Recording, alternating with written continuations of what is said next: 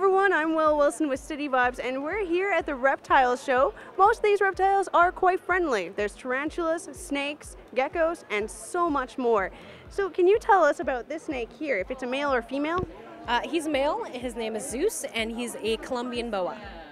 So how do you tell if it's a male or female in snakes? What you do actually at the other business end, the most accurate way to sex a snake is you get a probe, which are little metal rods. You get the appropriate size probe, and you stick it in. Obviously, get an expert to do this because you can hurt the snake, very much so.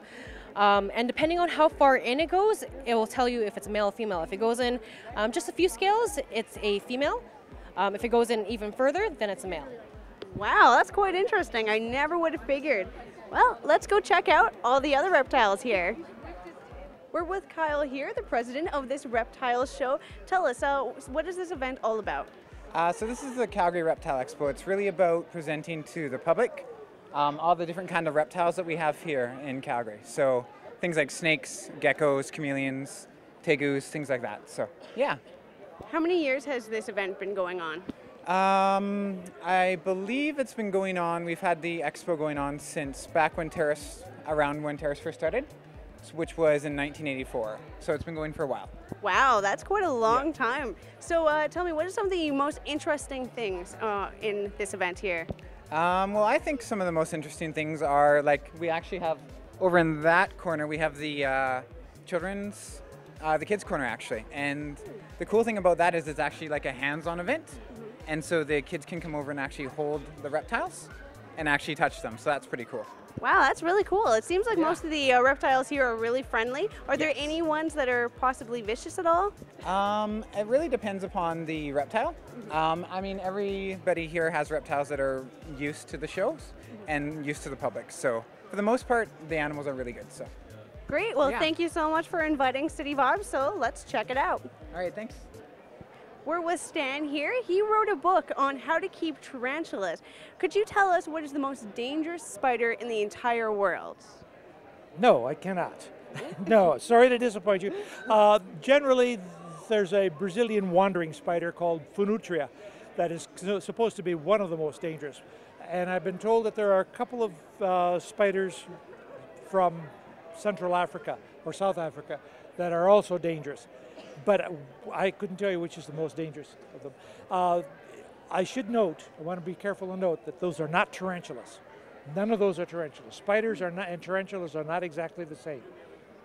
Okay, well, that's interesting. I didn't actually know that. So you have a tarantula right here. Can you tell us if that's a male or a female, and how do you tell that? I can tell you that it's a female, but it would take too long to tell you how to tell.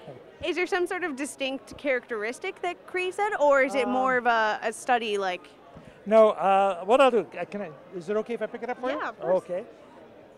Pick it up, and I'm going to turn it over on its belly, and there's a little bump right here. It's got a little pot belly, and that's how I know that this one is a female. Females have a little pot belly down here. You got to pet her tummy. You always pet a tarantula's tummy when you pick it up. And what about male spiders? They're just like a flat. That's on an adult male. That'll be flat. Okay, you won't have that pot belly. But adult male tarantulas have a dead giveaway, and that they have very long, skinny legs, and the two front appendages here, called the pedipalps, have clubbed ends. They look like little boxing gloves. So if it's got, this one is a female, so it doesn't have them. If it's an adult male, it'll have those two little boxing gloves on the end. Okay. Like I said, it's complicated. It takes a long time to explain all the details. Wow, that's really interesting. So can you tell me some of the most interesting moments of your life where you had to deal with all these tarantulas? Wow, I wasn't expecting that one. So the most interesting moments of my life.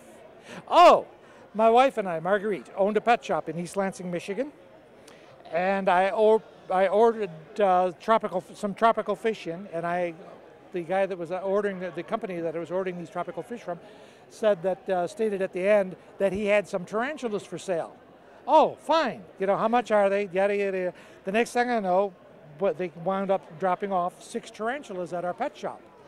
And that's when I found out that my wife was an arachnophobe. that was one of the more interesting moments in my life. But that's okay. Within about an hour, 15 minutes to an hour, I cured her arachnophobia.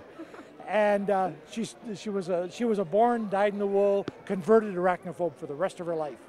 So. Wow, that's interesting. I'm a little scared of these, but I'm okay. These ones seem pretty friendly. Yeah. Surprisingly friendly. Yeah. Go ahead, pet her tummy. Pet her tummy, this is a big step for me. Of course it is. Yeah. Oh, Feel it's it. soft. Soft and fuzzy. Yeah. Wow, okay, that's not so bad. Maybe I'm over my fear of spiders. You want to hold her? What? I could try. Come on. Okay. Come on. No, don't look the other way. You gotta look. You're getting this? Okay. No, I want you to cup your hand just a bit. Yeah, I'm actually sweating here. Okay, because I don't want her running off the edge. Okay. Okay. There we are. There. Wow, look at that. It's not so bad after all. This is pretty cool. Hi, little girl. Here we go. I'll take her away from you now. Great. Thank you so much. Look at that. A fear of spiders just gone. That is so cool. Well, thank you so much, Stan. Told you, in less than 15 minutes. Less than 15 minutes. That is interesting. Thank you so much. My pleasure. Thanks for stopping by. We're with Tyrone here, and we're at the Reptile Show, but we have a really interesting story for you. So in Alberta, it is claimed to be rat-free, or at least you don't see them. Can you tell us a little more about that? Well, it's they have a rat patrol in Alberta, and they work very hard to make us rat-free, mainly for the farmers, so it doesn't destroy their crops.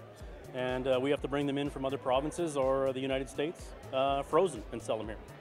Yeah, and the interesting thing about this is that Alberta, it's a shock to see a rat here. That's right. Yeah, but it's pretty common in Saskatchewan, BC, and the United States. So can you tell us what's in this freezer here? Absolutely. We've got a whole freezer full of rats and mice here. Wow. For customers that need to feed their snakes and reptiles and birds and house cats and just about anything that wants a raw food diet. And where are these rats from? These ones are from Saskatchewan, but we also buy them from the United States and Ontario and different farms. We raise our own mice, but we have to bring in the rats. Wow, what an interesting story. Alberta spends a lot of money trying to get this place rat-free, but here we are, a whole freezer full of frozen rats. Great. Well, thank you so much, No problem. Tyrone. Thank you.